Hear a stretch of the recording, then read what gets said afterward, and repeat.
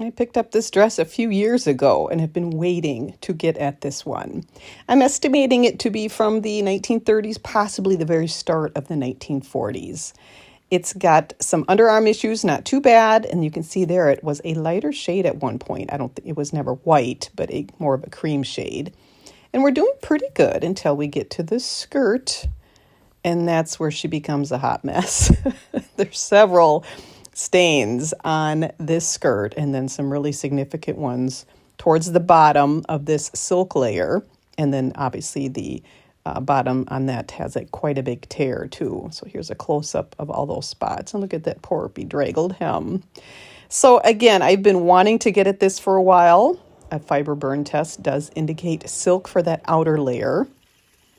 So I'm going to proceed with it being silk with cooler temperatures, no warmer than 88 degrees Fahrenheit, starting with retro wash and Dawn, not doing the washing soda because that's too harsh for the silk.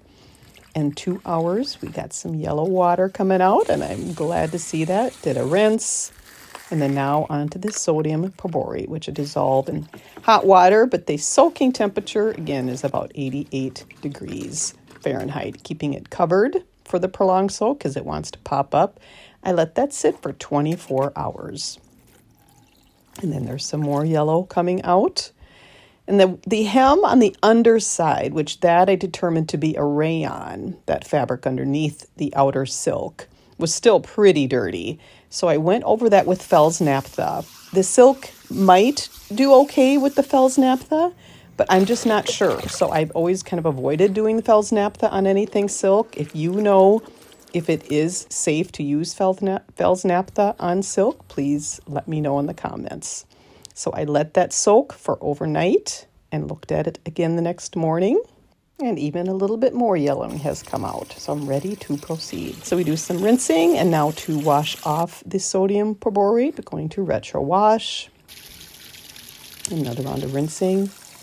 And then when I do silk garments, I do one of the rounds of rinsing with a little bit of vinegar, which kind of helps to remove any excess detergent residue and kind of helps restore a pH balance. And then I towel rolled it and let it air dry.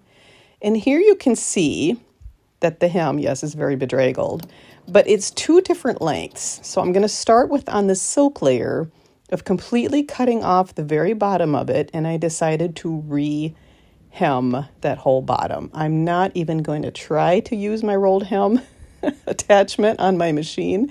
I find it far less stressful, even though, yes, it takes more time to do it by hand. And it's kind of fun, actually.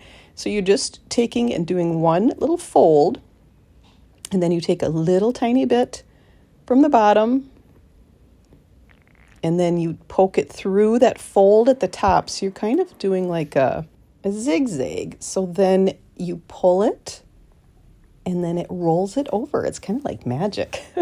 It's kind of fun to do. So I was about to do the underlayer to make it the same length. And then I thought, you know what? I kind of like them different lengths. So I put it on Instagram out to vote. And the vast majority said, yes, leave them different lengths. So I did. So here is the before with all those spots, that bedraggled, torn hem. And here's the afters. It's so much better. Some faint stains remain, and of course the little holes here and there stayed as well. But the overall effect is so lovely, and I really do like the two layers.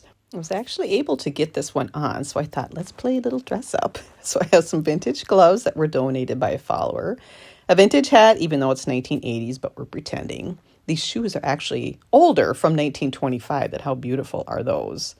And then a parasol. This is very much kind of a garden party look from the 1930s. This could have been a bridesmaid dress. I feel like it could be a wedding dress. I think the shape of it, the color of it, here's me hanging out with some Royal Ascot ladies. But look at the movement of that silk on the outer layer, and then the rayon has just enough softness. And again, I like it with the two different layers. I think it turned out beautifully. And this beautiful dress is ready once again over 85 years later.